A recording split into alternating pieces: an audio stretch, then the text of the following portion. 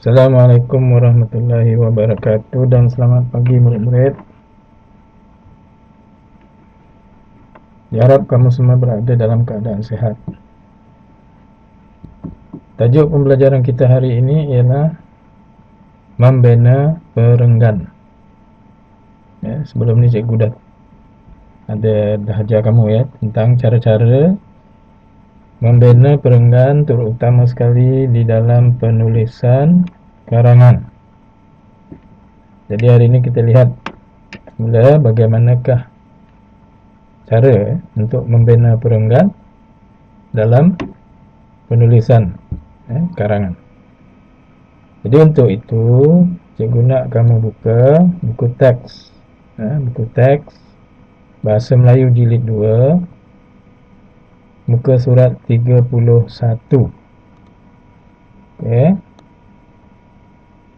Buka buku Bahasa Melayu, buku teks Bahasa Melayu jilid 2, muka surat 31. 31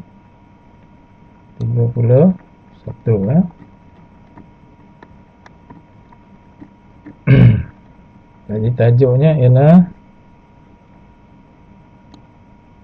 amalan bijak. Amalan bijak.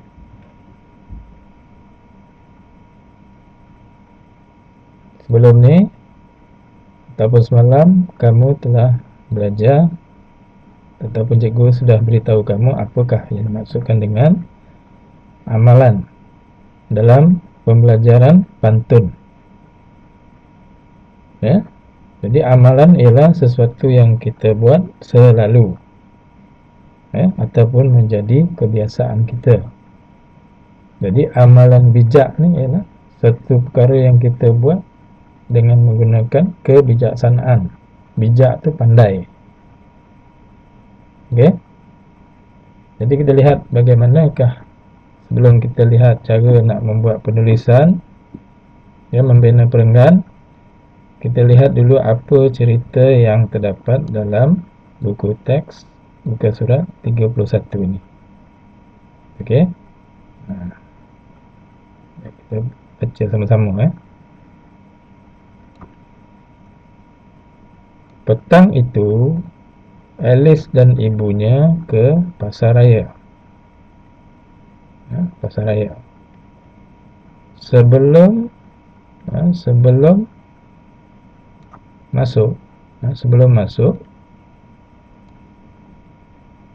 masuk ke pasar raya, Alice dan ibunya menuju ke pusat kitar semula. Alice dan ibunya menuju ke pusat kitar semula.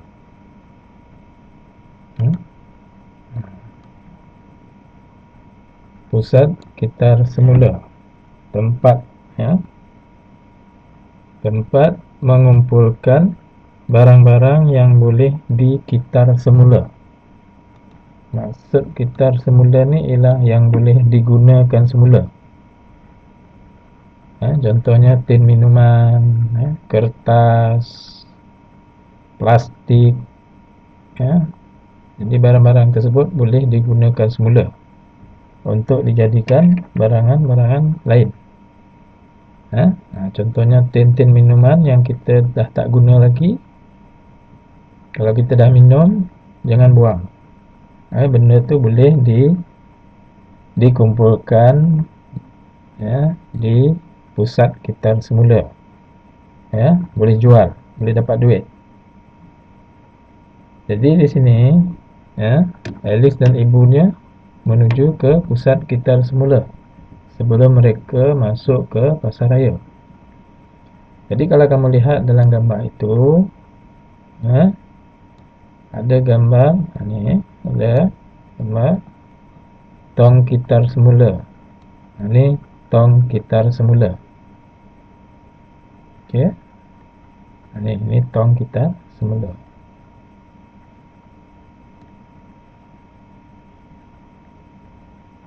Nampak Jadi ada 3 warna tong gitar semula. Coklat, warna coklat, warna biru, dan warna jingga. Di bawah itu dalam penerangan info tong kitar semula, kalau kamu lihat, info tong kitar semula. Ini ada tong biru, tong coklat, ada tong jingga, dan diterangkan apakah kegunaan tong kitar semula yang berwarna biru. Tong kitar semula yang berwarna biru digunakan untuk mengumpul bahan-bahan kitar semula daripada kertas. Contohnya seperti buku, surat khabar, majalah-majalah. Jadi kalau ada benda-benda bahan-bahan macam itu yang kamu tak gunakan lagi, kamu boleh masukkan ke dalam tong kitar semula yang berwarna biru. Nanti adalah orang ambil kat situ. Kemudian tong kitar semula yang berwarna coklat pula,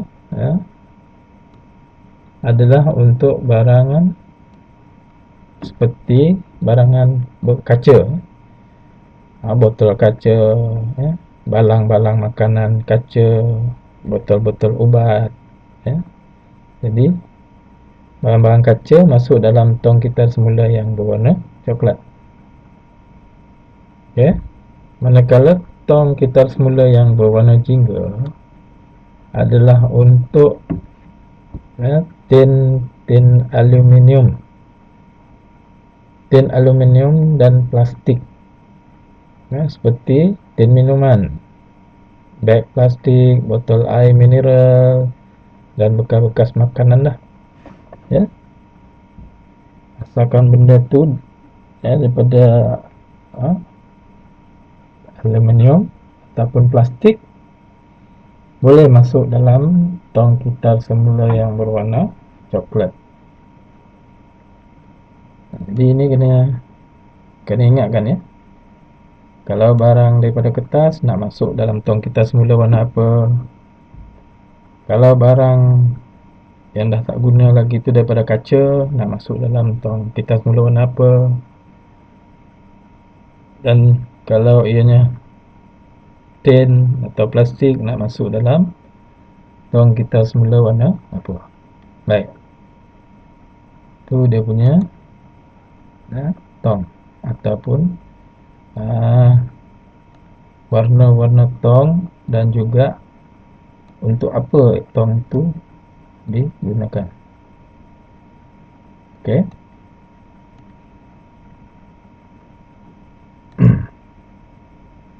Baik, kita lihat seterusnya.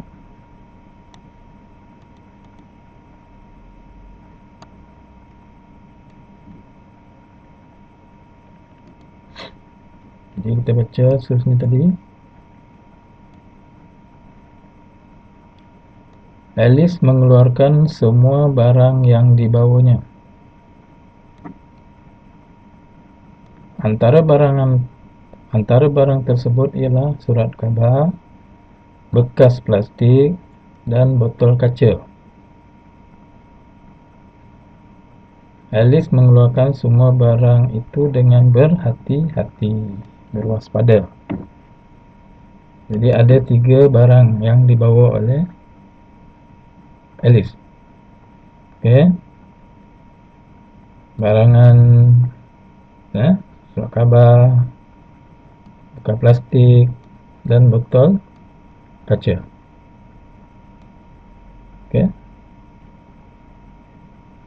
Baik, seterusnya kita baca seterusnya. Sebentar tu tengok gambar tu, gambar tu. Sekarang ni Alice dia berjalan dan dimasukkan apa tu? Dia masukkan surat khabar dalam tong yang berwarna biru. Ni, tong warna biru ni.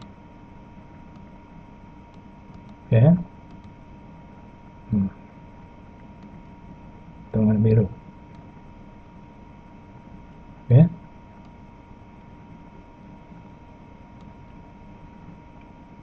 Alice memasukkan surat khabar ke dalam, kamu boleh masukkan apa tu, surat kosong tu ke dalam tong biru, ke dalam tong biru, ataupun ke dalam tong kitar semula yang berwarna biru.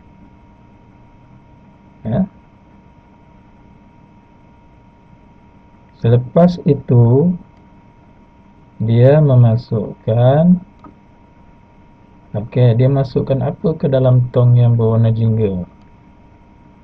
Jadi tong yang berwarna jingga tadi untuk barangan jenis apa?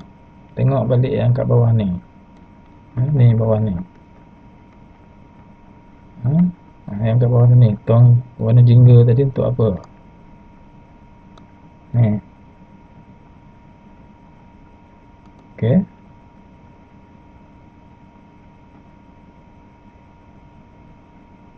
Lepas itu dia memasukkan apa? Apa yang di bawah tadi? Ke dalam tong warna jingga tadi guna untuk memasukkan, dia memasukkan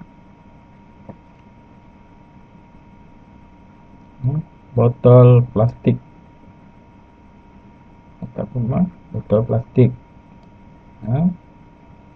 Ni mungkin botol plastik yang dibawa ni.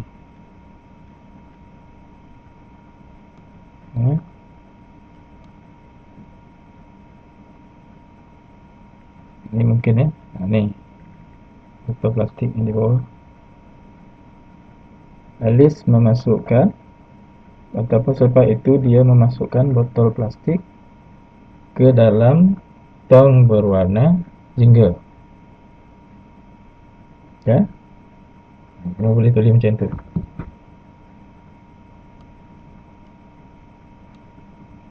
Dia memasukkan botol plastik ke dalam tong berwarna jingga.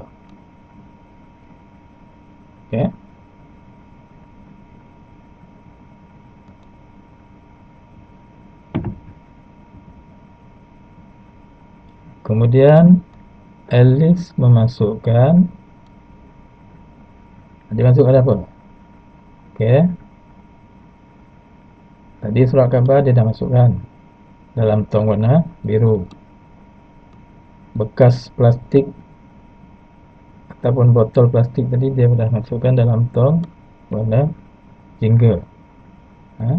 Tong warna jingga. Ni. Kemudian Alice memasukkan, apa yang dia bawa lagi? Alice membawa lagi apa? Ni.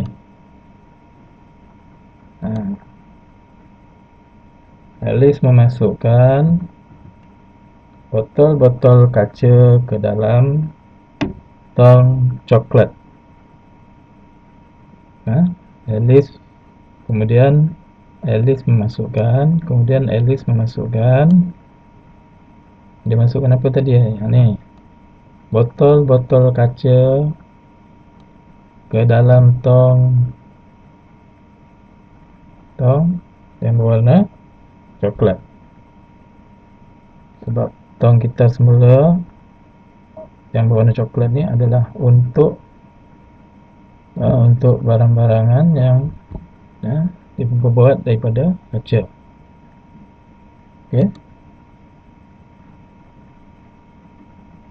Itu jawapan yang nak diisi di tempat kosong ini. Baik, kemudian kita lihat pula dan diberi perkataan-perkataan ini kamu kena kembangkan. Kamu kena kembangkan menjadi ayat yang lengkap. Contohnya kaunter bayaran.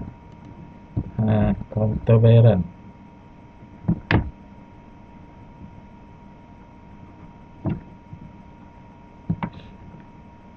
Jadi kamu boleh sambung cerita ni tadi.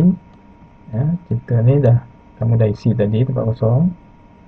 Kamu dah isi tempat kosong ni tadi. Kemudian kamu sambung pula cerita dengan menggunakan kaunter bayaran. Macam mana nak sambung? Contohnya kamu boleh sambung ya. Ini tadi mereka berada di pusat ya, di pusat kita semula. Sebelum mereka masuk ke pasaraya tadi, mereka pergi ke pusat kita semula. Jadi di pusat kita semula tu, inilah yang berlaku. Okey. Inilah yang berlaku. Ya. Jadi selepas mereka pergi ke pusat kita semula tu, sudah tentulah mereka pergi ke masuk ke dalam pasar raya. Ya. Jadi kamu boleh tulis selepas tulis ni tadi, selepas tulis ni ya, ini semua kamu sambung. Kemudian mereka masuk ke dalam pasar raya, ataupun kemudian mereka menuju ke pasar raya.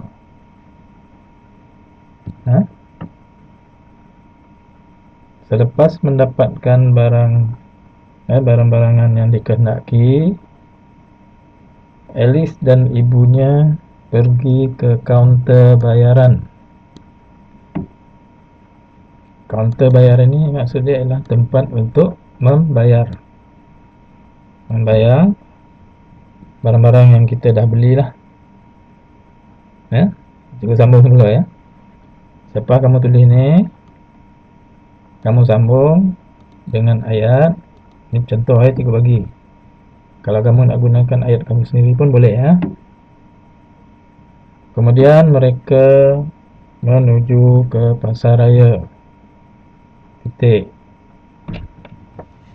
Selepas itu ataupun selepas mendapatkan barangan yang dikehendaki, Alice dan ibunya pergi ke kaunter bayaran. Pergi ke kaunter bayaran. Jadi kamu dah gunakan perkataan kaunter bayaran ini. Okey, titik. Boleh sambung lagi, gunakan pula ini, beg mesra alam. Mereka membawa sebuah beg mesra alam, contohnya. Ataupun mereka telah membawa beg mesra alam. Beg mesra alam ni maksudnya beg yang tidak menyebabkan pencemaran berlaku. Okey. Kemudian boleh sambung lagi ya. Setelah membuat bayaran, Alice menolong ibunya memasukkan barangan itu ke dalam beg.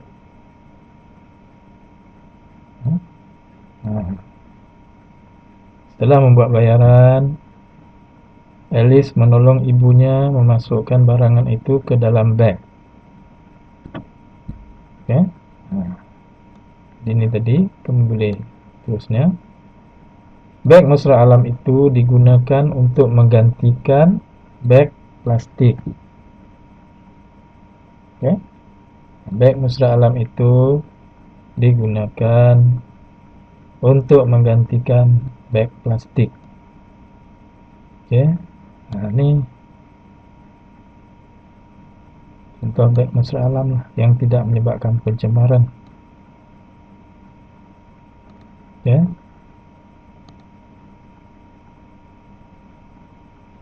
Itu cara ataupun kaedah-kaedah yang boleh kamu gunakan untuk menulis cerita ini. Okay.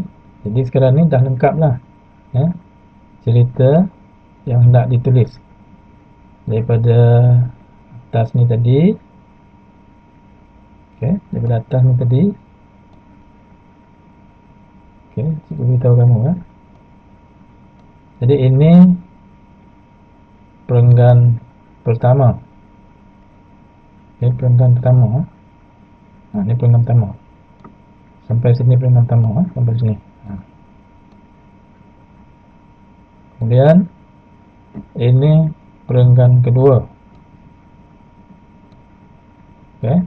Perenggan kedua. Kemudian ini perenggan ketiga.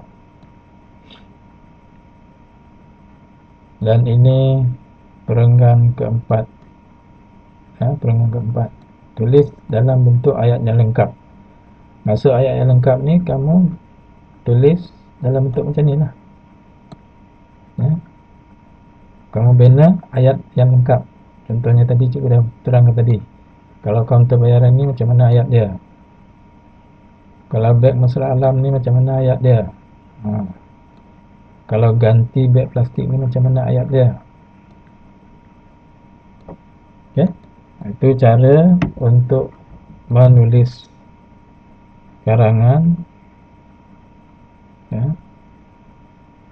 dengan cara berperenggan.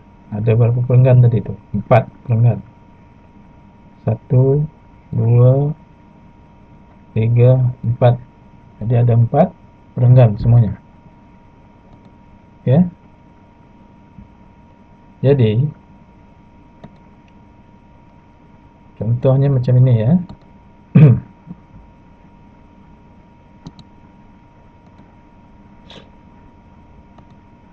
Okay. Contohnya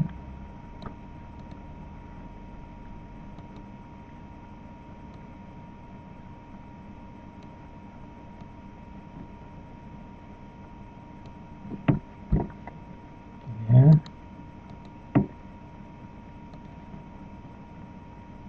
Okay.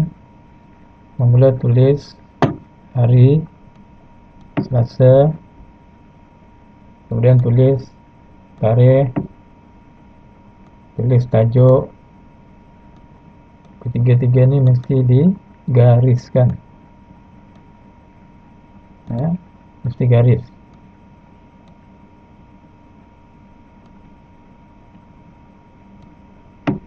Tadi cikgu beritahu kan, perenggan pertama apa yang nak ditulis. Ini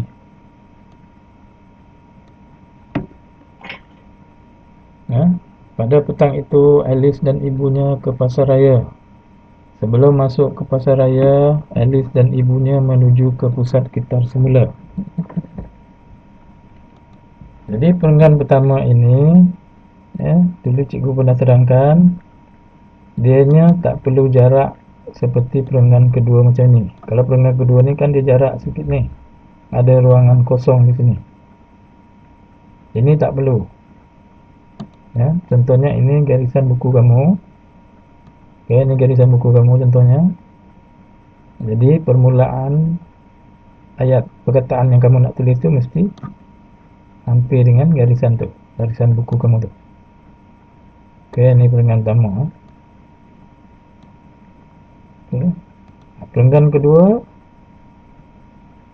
jarak sedikit daripada garisan. Ini jarak, ada tempat kosong ni. Ini garisan, akan jarak tu. Ini contoh.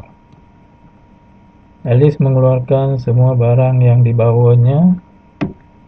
Ini bawanya. Antara barang tersebut ialah surat khabar, bekas plastik dan botol kaca. Alice mengeluarkan semua barang itu dengan berhati-hati. Ini perenggan kedua. Kemudian perenggan ketiga. Perenggan ketiga, mana yang nak ditulis tadi tu?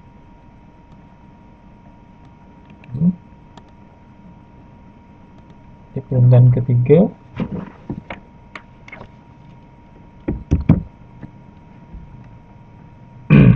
sama juga ya.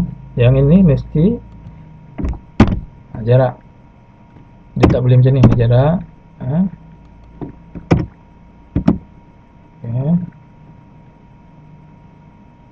Ini tadi isi tempat kosong tadi.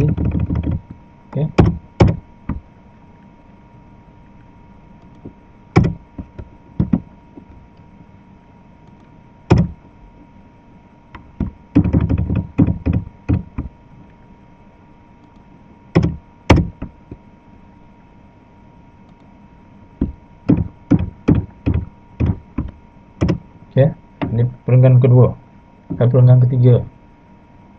Perenggan pertama, perenggan kedua, ini perenggan ketiga.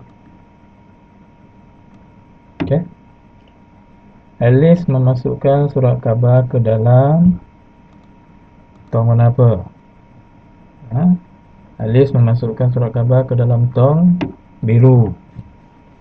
Jadi tempat kosong ni jawapannya ialah tong biru ataupun tong kitar semula yang berwarna biru. Okey. Selepas itu dia masukkan apa lagi? Botol plastik. Ni botol plastik. Ditulis botol plastik ke dalam tong berwarna jingga. Kemudian Alice dimasukkan apa? Ini nak tulis apa? Botol-botol kaca ke dalam tong kitar semula yang berwarna coklat. Okey. Habis tu masuk pula perenggan yang keempat. Perenggan keempat sama juga, jarak dia sini mesti kosong. Macam ni juga macam ni. Ini kosong, baru mula tulis. Apa nak tulis? Tadi yang cikgu beritahu tadi. Apa dia? Kamu boleh tulis contohnya. Kemudian kemudian apa? Kemudian mereka menuju ke pasar raya. Pasar raya. Titik. Kemudian sambung lagi. Contohnya, selepas mendapatkan barangan. Selepas mendapatkan barangan yang diperlukan ataupun yang dikehendaki, koma, mereka ataupun Alice dan ibunya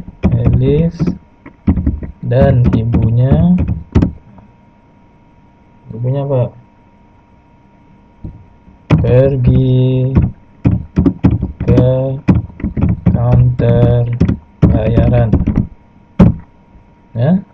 Kaunter bayaran. Titik. Ataupun kalau nak sambung lagi, Alice dan ibunya pergi ke kaunter bayaran untuk membuat bayaran. Okey. Dan sambung lagi. Apa ayat ni nak sambung? Mereka membawa sebuah beg mesra alam. Tulis macam tu. Titik. Setelah membuat bayaran, Alice menolong ibunya memasukkan barangan itu ke dalam beg. Contohnya. Contohnya lah. Contoh ayat dia. Beg mesra alam itu digunakan untuk menggantikan beg plastik. Okey. Itu contoh. Kalau kamu nak gunakan ayat kamu pun, nak gunakan ayat kamu sendiri pun boleh. Okey. Itu cara-cara nak tulis. Jadi itulah yang dinamakan menulis menggunakan perenggan. Membina perenggan dengan cara yang betul. Mula-mula ni perenggan satu, dia tak perlu jarak. Kemudian kedua baru jarak. Ini perenggan 2. Ini jarak jarak. Perenggan 3 pun mesti jarak. Ini jarak. Perenggan 4 pun jarak. Dan seterusnya. Kalau ada 5 perenggan, 5 lah. Tapi dalam buku tu ada 4 perenggan saja. Okey. Jadi cikgu harap kamu faham tentang cara-cara menulis perenggan dengan cara yang betul. Jadi selepas ini tugasan kamu ialah buat dalam buku, tulis apa yang kita pelajari hari ini, iaitu buku teks, dalam buku teks muka surat ni tadi surat 31. Tajuk dia ialah hamalan bijak. Ya, tajuk dia amalan bijak. Tulis dalam buku tulis bahasa Melayu dengan penulisan perenggan yang betul. Jadi cikgu rasa untuk hari ini itu saja. Diharap kamu semua faham dan dapat membuat tugasan ini dengan baik. Jadi sekian, terima kasih. Assalamualaikum warahmatullahi wabarakatuh dan selamat maju jaya.